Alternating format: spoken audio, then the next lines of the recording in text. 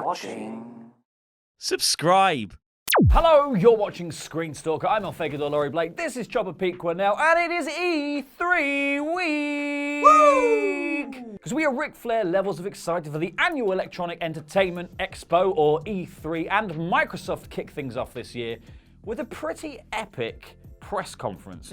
But we're going to be answering the question in this video, did they actually screw up their E3 2019 presentation and not go far enough on some of their announcements? Seen a lot of mixed opinions about this one. I've seen some people that really enjoyed the whole presentation and the things that they announced. But I think there's something that's been very anticlimactic about the whole thing, and that's the announcement of Project Scralett. So they announced their next generation console, sort of. Project Scralett, which was a name that was rumored to have been leaked a long time ago anyways. They finally confirmed that that is the name they're going with. I mean, that's not the name of the console because I believe they had Project Morpheus, and that turned out to be Xbox One. But it should have been Project Neo, because Neo was the one, Morpheus was just the mentor. This one should be Morpheus. God's sake! But they did have Keanu this year, so. Oh my god, it's the Matrix! We're in the Matrix! If the next two Microsoft consoles are called the red pill and the blue pill. So I think the thing with Microsoft is, it's not the fact that they didn't announce enough, it was the way in which they announced it. This was a year in which most of what we got was cinematic trailers for games and announcements of services or new consoles without really seeing what that means. Yeah. There was not much for people to kind of get a grasp on what actually is happening in the future, which is I would think is kind of the point of these conferences, is to give people that view these things enough for them to go, that's what that's going to look like, this is what this is going to look like, this is what I should get excited about. There doesn't seem that much of it, apart from some trailers, to actually invest into. Because on paper, what happened at Microsoft's conference sounds very good. We had Gears 5, Halo Infinite, the Lego thing for Forza Horizon 4, which is just amazing. Elden Ring, which is the Hidetaka Miyazaki and From Software pairing up with George R.R. Martin. That is one hell of a pairing. The over-explainer of medieval fantasy teams up with the under-explainer of medieval fantasy to find So much death. And the other big announcement was that Double Fine are joining Microsoft's suite of studios, and Tim Schafer has the swag of a man who's just made a lot of money. It's like a Vince McMahon one. Yes. Then we got into the real meat and potatoes of Xbox's strategy going forwards, because we had xCloud, which is some sort of console streaming service that they said turns your Xbox One into a personal server, or you can stream games from consoles at Microsoft HQ and play your games basically anywhere. It's future-proofing is basically what it is. Yeah. In a realm in which Stadia has come onto the scene, everyone needs to talk about streaming now because it's going to be the next big thing. Also attempting to be the next big thing is Project Scralett. The Project Scralett announcement that they did was a load of people sitting down talking about the specs of what it is and what it can do, and they had so many buzzwords. It was WWE levels of buzzwords. It was insane. Once you actually filtered through all the filler that they were saying, they did have some hard numbers in there, which hopefully will be accurate. They said things like 120 FPS. They said 8K capability. What? 4 times more powerful than the Xbox One X, and 40 times performance increase over current generation consoles. 40 times performance. Great, but Sure. what does that give us? What does it do? And I think this is the problem I have with this sort of stuff. Is like, because Sony did the exact same thing with the PS5 internal reveal of like, this is what's inside the box. I would rather see the box Exactly. than know what's in it. I think the box is always more exciting than the contents. This is like getting a recipe and just being listed the ingredients, but not knowing what you're making with it and what it does. It's just again like tomatoes, onions, mince. Are you excited? Tell me we're having spaghetti!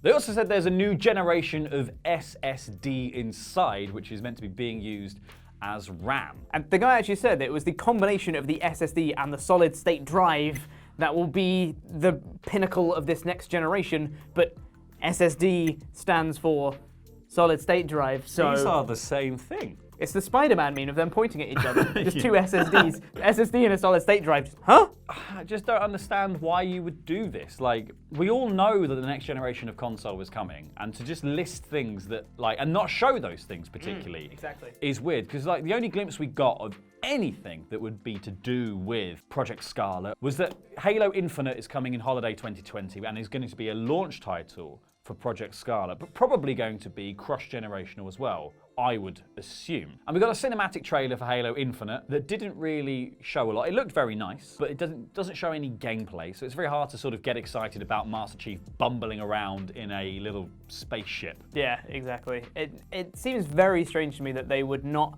hype this up more. Yeah. Like, this is Halo Infinite on the next generation console. That is a huge deal. And they were like, here's all these specs and numbers, and also Halo Infinite, but whatever. But more specs and numbers, the next gen buzzwords. It was just like, just hype that bit up more. Show us more things about that side. I saw the Halo Infinite trailer before I'd even seen the full press conference and seen that that was meant to be a Project Scralett game. And I just went, oh, that's very pretty, but it's a cinematic, so I don't know, like, you know, we've also been seeing, like, this is a game running on the PS4. The Death Stranding stuff was all running on the PS4. That looks very nice as well. I can't really tell the difference. So that's probably why Microsoft devoted a lot of this video specifically talking about performance. They were saying, you know, they listed all the specs and they said it's 120 frames a second, blah, blah, blah, blah, blah. But they also just went, loading times are going to be gone. Yeah. Games are going to be more immersive because you don't have to wait for them. I also think it's logistically not possible. I don't want to say not possible, because they might prove me wrong. But it seems very far-fetched to just say, nah, don't need them anymore. The thing about loading times is that loading times aren't huge now. No. Like on well-optimized games, loading times are actually very quick. The thing you actually end up waiting for on most games is server connection. That's true. You mostly end up waiting, in Overwatch, you're waiting for 12 people to connect to one game. Loading times isn't going to fix that because Not at all. You know, you're still going to have to connect to the server. It's the internet speed, which Microsoft has no control over, that is the problem. For now. For now. I mean, they bought Tim Schafer. What next? Phil Spencer said, the console should be optimized for one thing and one thing only. Gaming.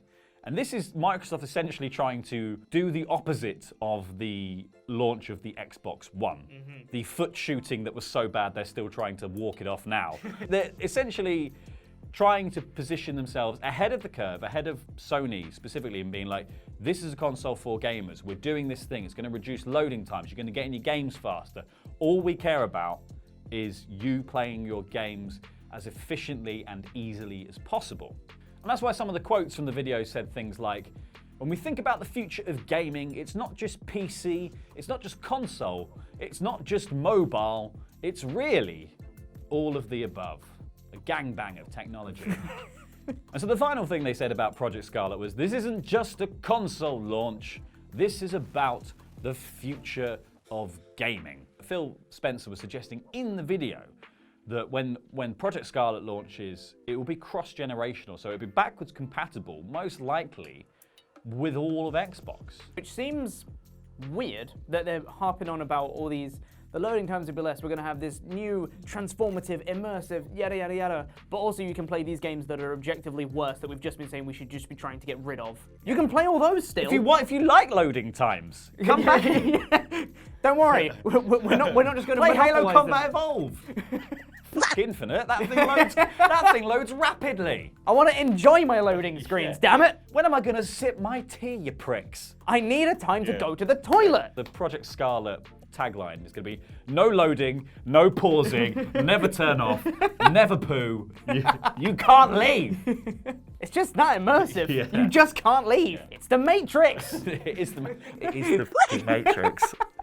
Oh my God. And that's why Keanu was... Oh. Exactly, it all fits in. The idea of the future of gaming that I imagine they're racing towards is the idea that it's not, obviously it's not just a console launch, because nothing is going to be consoles anymore, surely. The idea of the Project Scralett or PS5 or whatever, this is the foundation brick for a future in which this brick doesn't need to exist anymore. Xbox Game Pass is a great example of it.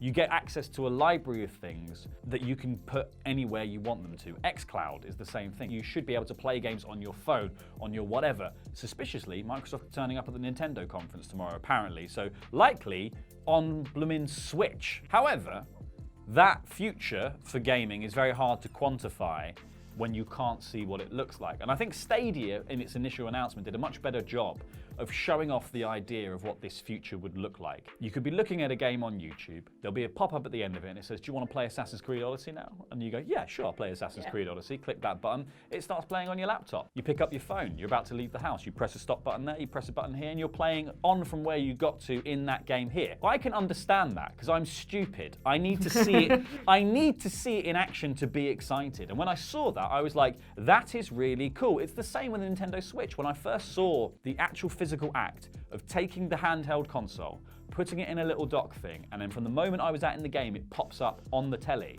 I was like, I'm sold. That is such a satisfying gimmick to do. Saying that the future of your console has this, that, and the other, but then not showing me 120 frames a second, not showing me what 40 times more power or potential or whatever does, I find it very hard to get on board with. And this was a time that Microsoft could have used to take one step ahead of all the competition rather than just keeping pace. With Sony doing all their PS5 stuff and not even opting to be at E3, this should have been Microsoft's big, like, crowning moment. This should have been like, we're here, this is our own unique product that we're doing. Look, we're so much better than Sony. They're not even here. This is what we can provide. And I get there's a PR and a logistical reason for not going, here is the console, it's coming out next year.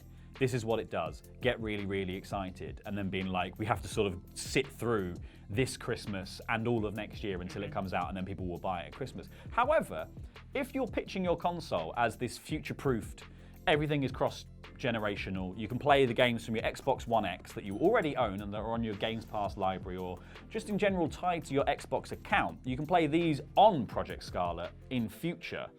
There's no reason not to be excited for the games that are coming out on Xbox One X because they are completely future-proofed. This just feels like keeping pace with Google and PlayStation because they've just done, PlayStation did their specs, Microsoft have done their specs. Google did their streaming thing, Microsoft have done their streaming thing. It is all safe moving just to stay completely in line with everyone else. Why doesn't someone take the bold choice of striding out ahead of everyone else and planting their flag in the sand and going, we're doing this, everyone else is just a copycat?